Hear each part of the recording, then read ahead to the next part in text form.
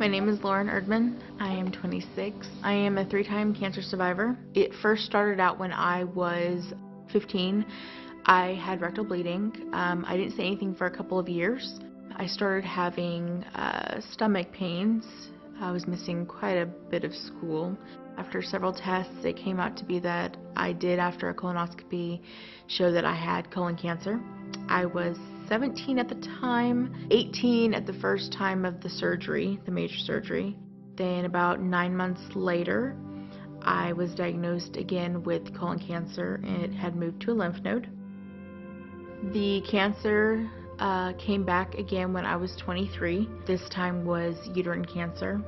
They did a biopsy, and they were like, well, it's uterine cancer, so we need to send you down to MD Anderson again and figure out what they want to do.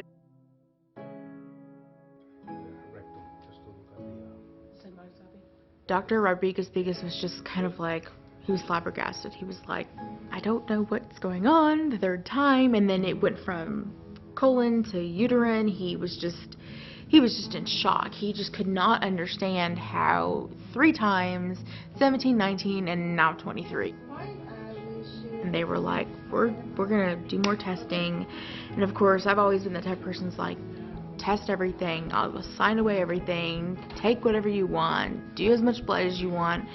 Because if it can help me or help somebody else, just do it. And then I turned 24 in November, and they had done these tests, and they were talking about some doctor in Australia, a genetic counselor, was like, he's discovered CMMRD, which is constitutional mismatch repair deficiency. Mom has it, dad has it, which means I would have both.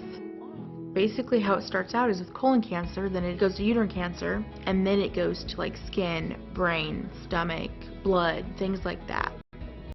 It was a bittersweet moment, I guess you could call it, because it was like, I have this disease that means that I'm at risk for all these other cancers for the rest of my life.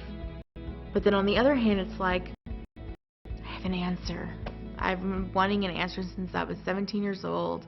I have an answer of what is wrong with me now.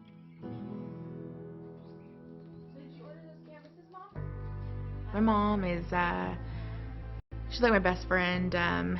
We do everything together. We shop. We're into a lot of the same things. We have a lot of the same like humor. My dad's more of a serious one. We butt heads because we are so alike. She's tough.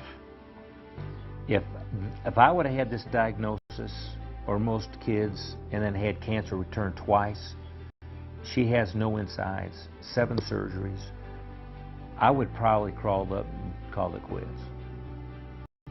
But I'm not tough like her. I had no idea that our family would be attacked by cancer, ever, especially a 17-year-old girl. I mean, it was devastating. Now that I'm 26, I know a little bit better of how blessed I really was that my family does have the means to send me there, and they have the means to just book me a flight, book me a hotel, get me there, pay for the procedures, any co-pays, anything that needs to be done. They have the means to do that, while there are some people that don't. We are very giving because we want to be able to help people. The name of our foundation is the Erdmann Stop Cancer Fund. And what we do is we take a certain amount of money and we dictate where we want it to go. Between my daughter and I, we decide we want some of it to go to rectal cancer, colon rectal, which she had, uterine cancer, which she had, and then some of it we want to go to research, and then some of it we want to go to people like if you came down there and said, you know, I am tapped out, I don't have any money, I want money to be there so they can get the treatment to save them. It's in the hundreds of thousands of dollars that we are blessed enough to give. I'm here to help other people.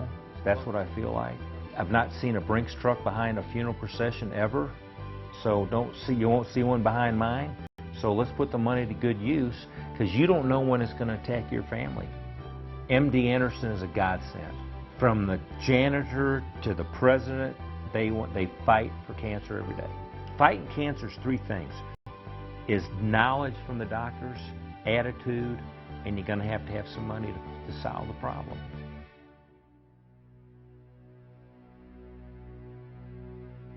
Sometimes I tell my mom, I'm just like, I am emotionally drained, I'm tired, because it's a 24/7 battle with cancer. It never goes away. I could be cancer free for 20 years, but what it took for me is never going to go away.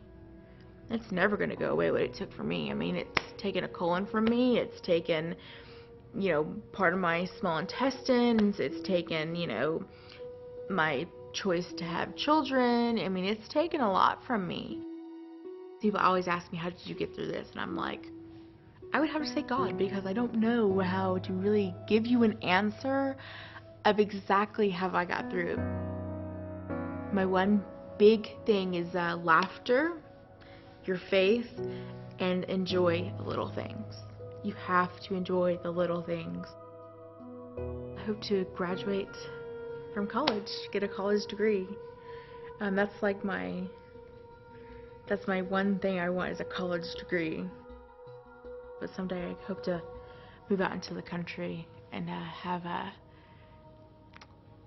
donkeys and goats in my backyard and horses, and just have a life, live it. There's two roads. You can either let cancer kill you and beat you.